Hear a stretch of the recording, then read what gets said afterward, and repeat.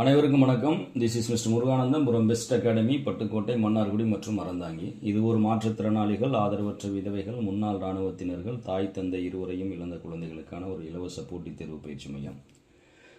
இன்று ஒரு சின்ன மோட்டிவேஷன் கிளாஸ் பார்க்கலாம், சரிங்களா? அதாவது தமிழ்நாட்டை பொறுத்தவரை நமக்கு கிட்டத்தட்ட 2025ஆம் ஆண்டு இளைஞர்களுக்கான ஒரு பொற்காலம் அப்படின்னு சொல்லலாம். கிடைத்தற்கரிய மிக அற்புதமான காலம் எது அப்படின்னா இந்த 2025.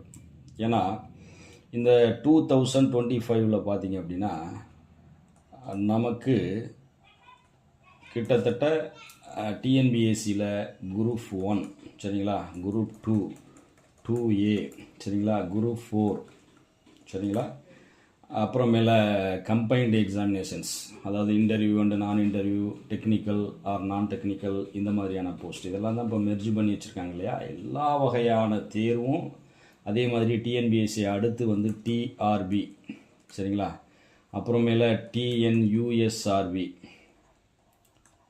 சரிங்களா, இந்த மாதிரி எஸ்ஐ, போலீஸு, ஆசிரியர்கள், சரிங்களா, இடைநிலை ஆசிரியர், பட்டதாரி ஆசிரியர், முதுகலை ஆசிரியர், கல்லூரி பேராசிரியர்கள், அப்புறமேல டிஎன்பிஎஸ்சி குரூப் 4 ஆரம்பித்து குரூப் 1 வரைக்கும், சரிங்களா, அனைத்து தேர்வுகளும் அறிவிக்கப்பட உள்ள ஒரு வெரி இம்பார்ட்டன்ட் இயர் எது அப்படின்னா 2025, சரிங்களா.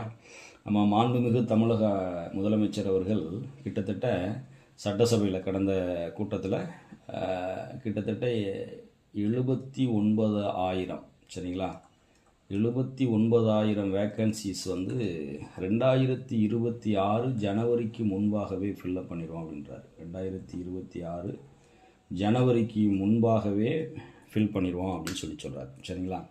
இந்த வேக்கண்ட் இன்னும் அதிகரிக்கலாம் அப்படின்னு சொல்கிறாங்க. அதனால் ஒரு மிக அற்புதமான, மிக கிடைத்தற்கரிய, மிக நல்ல வாய்ப்பு எது அப்படின்னா 2025. இதில் இந்த போட்டித் தேர்வை நோக்கி நகரக்கூடிய இளைஞர்களாக இருந்தீங்க அப்படின்னா, ஆணாக இருந்தாலும் பெண்ணாக இருந்தாலும், நீங்கள் படிப்பின்பால், போட்டித் தேர்வின்பால் 100% தன்னுடைய முழுமையான கவனத்தை ஒருநிலைப்படுத்தி தன்னுடைய திறமையை முழுமையாக வெளிப்படுத்துகிற போது நிச்சயமாக 2025 எண்டில் நீங்கள் ஒரு அரசு அதிகாரியாக இருப்பீங்க. அதில் எந்த விதமான சந்தேகமும் இல்லை, சரிங்களா. ஓகேவா?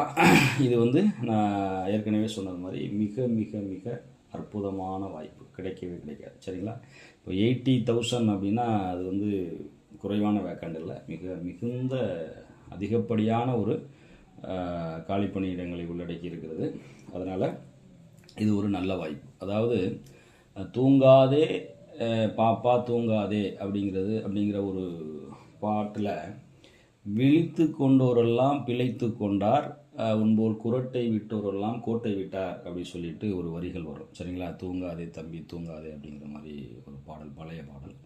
அதை தான் நான் இப்போ ஞாபகப்படுத்த விரும்புகிறேன். யாரெல்லாம் பர்ஃபெக்டாக prevention is better then cure அப்படிங்கிறது மாதிரி அடுத்த ஆண்டு வரக்கூடிய வாய்ப்பிற்காக இந்த ஆண்டே நீங்கள் தயார் செய்து கொண்டிருந்தீர்கள் என்றால் நிச்சயமாக நீங்கள் வெற்றியாளர்கள், சரிங்களா. ஓகே, அப்புறமேல இன்னொரு மிக முக்கியமான விஷயம் என்ன அப்படின்னா, நம்ம வீட்டிலிருந்து படிக்கிறதா அல்லது பயிற்சி மையங்களுக்கு சென்று படிப்பதா? நான் ஏற்கனவே என்னுடைய வீடியோவில் சொல்லியிருக்கேன், தாராளமாக நீங்கள் வீட்டில் இருந்து படிக்கலாம். ஆனால் சில அடிப்படை கான்செப்ட், எல்லா விஷயமும் அடிப்படையான விஷயங்கள் தெரிஞ்சிருந்தால் வீட்டிலேருந்து படித்து பாஸ் பண்ணலாம். வெற்றி அடைய முடியாதுங்கிற எந்த இடையூறும், எந்த தடையும் இல்லை, சரிங்களா. அதே மாதிரி சில கண்டென்ட் தெரியலை சார் அப்படின்னா, இலவச பயிற்சி மையங்கள், அதாவது தமிழக அரசு இலவச பயிற்சி மையத்தை சென்னையில் நடத்துது. அப்புறம் ஒவ்வொரு மாவட்ட தலைவர்களையும் மாவட்ட வேலைவாய்ப்பு அலுவலகம் மூலமாக இப்போ இலவச பயிற்சியை கொடுத்துக்கிட்டு இருக்கு. ஸோ எம்ப்ளாய்மெண்ட் ஆஃபீஸில் நீங்கள் படிக்கலாம். அப்படி இல்லை அப்படின்னா இலவச பயிற்சின்னு சொல்லக்கூடிய தனியார் பயிற்சி மையங்களில் சேருவதில் ஒரு சில பயிற்சி மையங்கள் தான் ரொம்ப தரமாக செயல்படுது, மற்ற பயிற்சி மையங்கள்லாம் ஏனோதானோன்னு செஞ்சிடறாங்க, சரிங்களா. ஒரு கான்செப்ட். அதில் வேறு ப்ரைவேட்டு பயிற்சி மையம், மாவட்ட தலைவருக்கு நாங்கள் டெய்லி போயிட்டு வர்றதுக்கு நாங்கள் ப்ரைவேட்லேயே பணம் கட்டி படிச்சிடலாம் சார், ஏன்னா எக்ஸ்பென்சஸ் ஜாஸ்தியாகுது அப்படின்னு சொன்னிங்கன்னா, அப்போ என்ன பண்ணணும்னா ஒன் டைம் அட்மிஷன், அதாவது ஒரு குறிப்பிட்ட ஒரு 10,000 ஆர் 15,000 அதிகப்படியாக ஒரு 20,000 ஃபீஸ் வாங்கிட்டு material, classes, test, unlimited duration, வேலை வாங்குற வரைக்கும் பயிற்சி கொடுப்பாங்க இல்லையா, சில பயிற்சி மையங்கள் செய்கிறாங்க. சரிங்களா? அது மாதிரி தான் நம்ம பெஸ்ட் அகாடமி கூட பட்டுக்கோட்டை, மன்னார்குடி, அறந்தாங்கிலாம் ஒன் டைம் அட்மிஷன், வேலை வாங்குற வரையும் பயிற்சி, மெட்டீரியல், கிளாஸஸ்ஸு, டெஸ்ட்டு. சரிங்களா? Group 2 mains, group 1 mains, all exams. சரிங்களா? SI, police, TET, paper 1, paper 2 எல்லாத்துக்குமே. ஸோ அந்த மாதிரி அப்போது இது மாதிரியான ஒரு தரமான பயிற்சியை தேர்ச்சி பெறும் வரை ஒரே ஒரு முறை கட்டணத்தில் வழங்குறாங்க அப்படின்னா அந்த பயிற்சி மையத்தில் போய் நீங்கள் ஜாயின் பண்ணி படிக்கலாம். சரிங்களா? அதே நேரத்தில் அந்த பயிற்சி மையம் முன்னாடி அதனுடைய ஹிஸ்ட்ரியெல்லாம் எடுத்து பார்க்கணும். எவ்வளோ பேர் சக்ஸஸ் பண்ணியிருக்காங்க, எந்த அளவுக்கு சிறப்பாக பண்ணுறாங்க அப்படிங்கிறதெல்லாம் நீங்கள் பார்த்துக்கிட்டு அனலைஸ் பண்ணி ஒரு நல்ல பயிற்சி மையத்தில் சேர்ந்து பர்ஃபெக்டாக ஹார்ட் ஒர்க் பண்ணிங்கன்னா நம்ம 2025 நிச்சயமாக நம்ம அரசு அதிகாரி. அது மாற்றம் இல்லை. இது அதில் மாற்றம் இல்லை. இதில் நான் சொல்கிறது ஸ்டேட் கவர்மெண்ட் மட்டும்தான் சொல்கிறேன், தமிழ்நாடு கவர்மெண்ட் மட்டும்தான் சொல்கிறேன். இது இல்லாமல் சென்ட்ரல் கவர்மெண்ட்டில் நிறைய ஐபிபிஎஸ் இருக்குது, ஆர்ஆர்பி இருக்குது. சரிங்களா? எஸ்எஸ்சி இருக்குது. நிறைய நோட்டிஃபிகேஷன் வந்துக்கிட்டே இருக்கும். அது ஒரு பக்கம் இருக்கட்டும். சரிங்களா? ரைட். அப்போ இதை எல்லாத்தையும் நான் அனலைஸ் பண்ணி பார்க்கின்ற பொழுது 2025 ஆண்டு தமிழ்நாட்டு இளைஞர்களுக்கான ஒரு பொன் ஆண்டு அப்படிங்கிறது தான் நான் சொல்லுவேன். சரிங்களா? ஒரு கோல்டன் ஆப்பர்ச்சுனிட்டி இயர் அப்படின்னு சொல்லலாம். சரிங்களா? ஓகே. ஸோ இந்த வாய்ப்பை மிஸ் பண்ணிடாதீங்க. பயிற்சி மையத்தில் நீங்கள் வீட்டிலேருந்து படிக்கிறதா அல்லது பயிற்சி மையங்களுக்கு போய் படிக்கிறதாங்கிறத நீங்கள் முடிவு பண்ணுங்கள். ஏன்னா உங்களுக்கு எவ்வளவு என்ன ஸ்டேஜில் நீங்கள் இருக்கீங்க, எந்த அளவுக்கு உங்களுக்கு புரிதல் நிலை, தெரிதல் நிலை, ஃபண்டமெண்டல் பேசிக் கான்செப்ட்லாம் எந்த அளவுக்கு நீங்கள் அண்டர்ஸ்டாண்ட் பண்ணி வச்சுருக்கீங்க அப்படிங்கிறது உங்களுக்கு தான் தெரியும். அதை வச்சு நீங்கள் முடிவு பண்ணிக்கோங்க. அதே நேரத்தில் எனக்கு மணி, அதாவது பணம் இல்லை, என்னால் பயிற்சி மையத்துக்கு படிக்க முடியல அப்படின்னா நான் தான் சொல்கிறேனே, தரமான பயிற்சி மையங்கள் அனைத்துமே குறைவான கட்டணத்தில் தான் இயங்குது. அதில் எந்த விதமான மாற்று கருத்து சொல்ல முடியாது. அதனால் நீங்கள் தாராளமாக உங்களுடைய திறமையின் மீது நம்பிக்கை வச்சு ஒரு குறிப்பிட்ட அமௌண்ட்டை ஏதோ நண்பர்கள்ட்ட கூட கடை வாங்கியல் நீங்கள் ஜாயின் பண்ணி படிக்கலாம். சரிங்களா? நிச்சயமாக அதற்கான பலன் உங்களுக்கு இருக்கும். சரிங்களா? எனக்கு தெரிந்து என்னுடைய நண்பர்கள் நிறைய பேர் படிக்கும் பொழுது டீ குடிக்கிறது கூட வாய்ப்பு இல்லை. சரிங்களா? ரொம்ப கஷ்டப்பட்டோம். நான் கூட படிக்கும் பொழுது கஷ்டம்தான் பட்டு படித்தேன். சரிங்களா? ஆனால் இப்போ அவங்க எல்லாருமே வெல் செட்டில்டு இருக்காங்க. நல்லாவே, அதாவது நேர்மையானவர்கள் தான். அதில் எந்த விதமான மாற்று கருத்து இல்லை. நேர்மையானவர்கள் தன்னுடைய உழைப்பின் மூலமாக அரசு பணிக்கு சென்று உயர் பதவிகளில் இப்போ நன்றாக எல்லோருக்கும் வழிகாட்டக்கூடிய இடத்துல நல்லா இருக்காங்க. சரிங்களா? Okay, right. அதனால் 2025 ஒரு அற்புதமான ஆண்டு. மிஸ் பண்ணிடாதீங்க. வாய்ப்புகள் கொட்டி கிடக்கு. சரிங்களா? இதை ஜஸ்ட்டு ஸ்டூடெண்ட்டுக்கிட்ட சொல்லிடலாம் அப்படிங்கிறதுக்காக தான் இந்த வீடியோ. ஸோ இன்றைக்கி அதை நம்ம வெறுமனமே சொல்லிட்டு போயிட வேண்டாம் அப்படின்னு சொல்லிட்டு காலமறிதல் அப்படிங்கிற இந்த தலைப்பிலிருந்து நான் உங்களுக்கு ஒரு 4 குறள் சொல்கிறேன். சரிங்களா? 4 குறள் இங்கே பாருங்கள். இதில் ஸ்க்ரீனில் விசிபிள் ஆகுது இல்லையா? இந்த குறளை நம்ம கொஞ்சம் ப்ரீஃபாக பார்ப்போம். பார்த்துட்டு இந்த வீடியோவை முடிச்சுக்கலாம். சரிங்களா? ஓகே. இப்போது காலமறிதல் ரொம்ப அற்புதமான ஒரு அதிகாரம். அருவினை என்ப உளவோ கருவியான் காலமறிந்து செய்யும். அருவினை என்ப உளவோ கருவியான் காலமறிந்து செய்யும். இந்த காலமறிதல் தலைப்பிலிருந்து கிட்டத்தட்ட ஒரு 10 குறள்களை திருவள்ளுவர் இயற்றியிருக்காரு. அதில் இந்த 4 குறள்கள் 11ஆம் வகுப்பில் இருக்குது. 11ஆம் வகுப்பு தமிழ் புத்தகத்தில், தமிழில் சிலபஸில் இருக்குது, ஜிகேலையும் சிலபஸில் வரும். சரிங்களா? யூனிட் 8 டிஎன்பிஎஸ்சியில் அருவினை, இதற்கான இலக்கண குறிப்பு பண்பு தொகை. சரிங்களா? அருவினைக்கான இலக்கண குறிப்பு என்ன? பண்பு தொகை. அருமையான வினைனா கடினமான வினை அப்படின்னு அர்த்தம். இங்கே சிறந்த வினை அப்படின்றது அர்த்தம் இல்லை. சரி, அப்போ அருவினை என்ப உளவோ, நம்ம ஒரு மனிதனால் செய்ய இயலாத மிக கடினமான ஒரு செயலும் இருக்கா அப்படின்னு கொஸ்டின் கேட்குறாரு. சரிங்களா? அடுத்த இருக்கா அப்படின்னு சொல்லிட்டு உளவோ அப்படின்னு சொல்லிட்டு இந்த இடத்துல கொஸ்டின் இதோட இப்படி ஒரு கொஸ்டின் மார்க் நிறுத்திட்டு அடுத்த லைனில் அவர் என்ன பண்ணுறாரு, அதற்கான விடையை சொல்கிறார். கருவியான் காலமறிந்து செய்யும். கருவியான் அப்படின்னா தகுந்த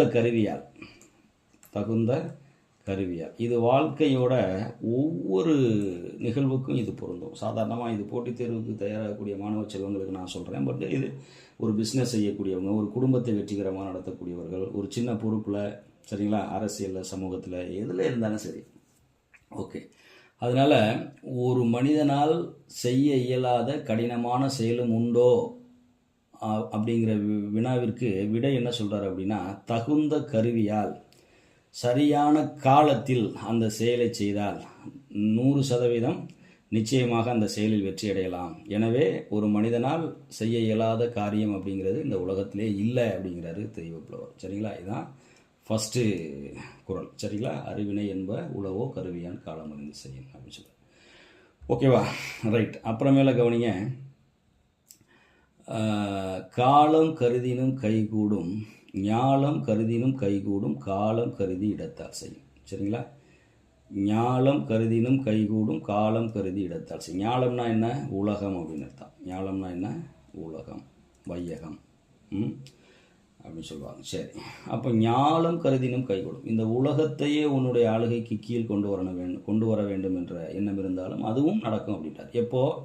டைம், காலம் கருதி இடத்தால் செய்யும். சரியான காலத்தில், சரிங்களா, நமக்கு வாய்ப்பாக அமைந்த சரியான காலத்தில், தகுந்த இடத்தில் அந்த செயலை செய்கின்ற பொழுது நிச்சயமாக செய்ய வேண்டிய, அதாவது உலகத்தை வெல்வதற்கு தேவையான செயலை தகுந்த காலத்தில், தனக்கு சாதகமான காலத்தில், தக்க இடத்துல, தனக்கு சாதகமான இடத்தில் செய்கின்ற பொழுது நிச்சயமாக உன்னுடைய இலக்கு இந்த உலகத்தை ஆள்வது என்றாலும் அதையும் செய்யலாம் அப்படின்றார். சரிங்களா, உரிய காலத்தில் பொருத்தமான இடத்தில் ஒரு செயலை செய்தால் உலகத்தையே பெற கருதினாலும் கிடைத்து விடுங்கிறார் தெய்வப்புலவர்.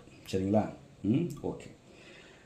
அப்புறம் கவனிங்க, அடுத்தது, காலம் கருதி இருப்பர் கலங்காது ஞாலம் கருதுபவர். அதாவது ஒரு குறளில் சொல்லுவார், கொக்கொக்க கூம்பும் பருவத்து மற்றதன் குத்தக்கோ சீர்த்த இடத்துன்னு சொல்லுவார். சரிங்களா, அமைதியாக இருக்கின்ற பொழுது கொக்கு எவ்வாறு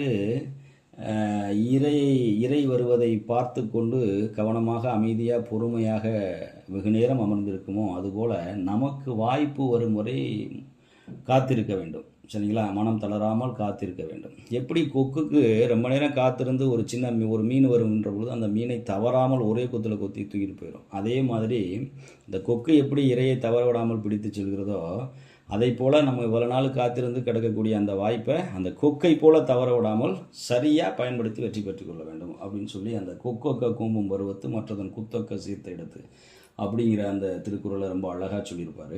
இப்போ அதைத்தான் இங்கே சொல்கிறார். அதாவது காலம் கருதி இருப்பர் கலங்காது. நமக்கான டைம் வரும் வரை நீ காத்துக்கிட்டு தான் இருக்கணும். சரிங்களா, யார் என்ன இழிசொல் பழிசொல் பேசினாலும் அதை பற்றி கவலைப்பட தேவையே கிடையாது. சரிங்களா, நமக்கு பிறர் வழங்கக்கூடிய நல்ல ஆலோசனைகளையும் நல்ல அறிகுறைகளையும் தான் நம்மளுடைய வாழ்க்கையில் வசந்தத்தை ஏற்படுத்தும், கசப்பான காலங்களை புறந்தள்ள வைக்கும், வாழ்க்கையில் வளர்ச்சியை ஏற்படுத்தும். ஒருபோதும் அடுத்தவங்க சொல்லக்கூடிய அந்த அவச்சொற்கள், பழிச்சொற்கள், இழிச்சொற்கள் ஒருபோதும் நமக்கு நன்மையை செய்வதில்லை. அதனால் அதை மைண்டுக்குள்ளரே கொண்டு வரக்கூடாது. அப்போ காலம், நமக்கான காலம் நிச்சயமாக வருங்கிற நம்பிக்கையோடு காத்திருக்கணும். சரிங்களா, அப்படி காத்திருந்து மனம் தளராமல் தொடர்ந்து நீங்கள் காத்திருந்தீங்க அப்படின்னா நிச்சயமாக இந்த உலகமே உங்கள் கைக்கு கீழே வரணும் அப்படி சொன்னாலும் நிச்சயமாக வரும். இவர் இந்த குறளை என்ன சொல்கிறார் அப்படின்னா, காலம் கருதி இருப்பர் கலங்காது ஞாலம் கருதுவோம். அதாவது இந்த உலகத்தையே ஆள வேண்டும் அப்படிங்கிற மிகப்பெரிய இலக்குகளை வச்சுருப்பவங்க அப்படின்னா மனம் தளரவே மாட்டாங்க. சரிங்களா, எவ்வளவு காலம் ஆனாலும் நமக்கான காலம் நிச்சயம் வருங்கிற நம்பிக்கையோடு அவங்க செய்ய வேண்டிய சரியான செயல்களை சரியான நேரத்தில் செய்து கொண்டே இருப்பார்கள் அப்படின்னு சொல்கிறார். சரிங்களா, அதைத்தான் இப்போ நான் இந்த குறளை தான் நான் உங்கள்கிட்ட சொல்கிறேன். என்ன சொல்கிறேன் அப்படின்னா, கவனிங்க, நமக்கு 2025 அடுத்தடுத்த தேர்வுகள் வருது. இப்போ குரூப் 2 எக்ஸாம் எழுதியிருப்பீங்க, அடுத்து மெயின்ஸ் வருது. சரிங்களா, அதுக்கடுத்து இப்போ குரூப் 2, குரூப் 1, குரூப் 2, குரூப் 4 எல்லாமே 2025 வருது. அப்போ நமக்கான காலம் 2025. மனம் தளரக்கூடாது, அதை நோக்கணும். அதை நோக்கி காத்திருக்கிறது, சும்மா டைமை வேஸ்ட் பண்ணிகிட்டு இருக்கக்கூடாது. 2025 எந்தெந்த தேர்வு வரும், அதை எப்படி வெல்லலாம், அதற்கான செயல்பாட்டில் முழுமையாக ஈடுபடணும். அப்படி ஈடுபடுகின்ற பொழுது நாம் நிச்சயமாக 2025 உறுதியாக நம்ம வேலைக்கு போகலாம். சரிங்களா, ஓகே. இதுதான் காலம் கருதி இருப்பவர் கலங்காது ஞாலம் கருதுபவர். அப்புறமேல, எய்தற்கு அறிய எய்ந்தக்கால் அந்நிலையே செய்தற்கு அறிய செயல். எய்தற்கு அறிய எய்ந்தக்கால் அந்நிலையே செய்தற்கு அறிய செயல் அப்படின்றார். அதாவது கிடைப்பதற்கு அரிய ஒரு நல்ல வாய்ப்பு, ஒரு நல்ல டைம் கிடைக்கின்ற பொழுது அந்த டைமை, அந்த நல்ல வாய்ப்பை பயன்படுத்தி நம்ம எவ்வளவு கஷ்டமான, எவ்வளவு பெரிய பெரிய முக்கியமான வேலைகள் எதெல்லாம் சிரமமாக இருக்கோ அந்த வேலை எல்லாத்தையும் செஞ்சிடணும் அப்படின்னு சொல்கிறேன். சரிங்களா? இப்போ ஒன்றும் இல்லை, இப்போ மாண்புமிகு தமிழக முதலமைச்சர் அவர்கள் வந்து நம்ம ஏரியா பக்கம் வர்றாங்க அப்படின்னா நம்ம அவங்கள பார்த்து ஒரு பேசுகிறதுக்கு ஒரு நிமிஷம் வாய்ப்பு கிடைச்சுன்னா அப்போ அந்த வாய்ப்பில் எந்தெந்த நன்மையான கோரிக்கைகள் இருக்கோ அந்த கோரிக்கைகள் எல்லாத்தையும் ஐயா கிட்ட சொல்லி நம்ம நிறைவேற்றிக்கிறது. அது மாதிரி புரியுதா? ஜஸ்ட் நான் அரசியல் பேசலை, காமனாக ஒரு உதாரணத்தை சொல்கிறேன். சரிங்களா? அதுதான். அப்போ எய்தற்கு அரியது எய்ந்தக்கால் அந்நிலையே செய்தற்கு அரிய செயல். நமக்கு கிடைத்தற்கு அரிய மிக நல்ல வாய்ப்பு கிடைக்கின்ற பொழுது அந்த வாய்ப்பை நழுவ விட்டு விடாமல் சரியாக செய்ய வேண்டிய செயல்களை செய்து அந்த இடத்துல வெற்றி பெற்றுக்கொள்ள வேண்டும் அப்படிங்கிறார். கிடைப்பதற்கு அரிய காலம் வாய்த்தால் அப்போதே முடிப்பதற்கு அரிய செயல்களை செய்து முடித்து விடுக அப்படின்னு சொல்கிறார். சரிங்களா? ரொம்ப மிக அற்புதமான குறள். ஆக 2025 அப்படிங்கிறது நமக்கு கிடைப்பதற்கு அரிய ஆண்டு, கிடைப்பதற்கு அரிய காலம். இந்த காலத்தை சரியாக பயன்படுத்த வேண்டும் என்றால் இன்றையிலிருந்தே உழைக்க வேண்டும். சரிங்களா? Thanks to all.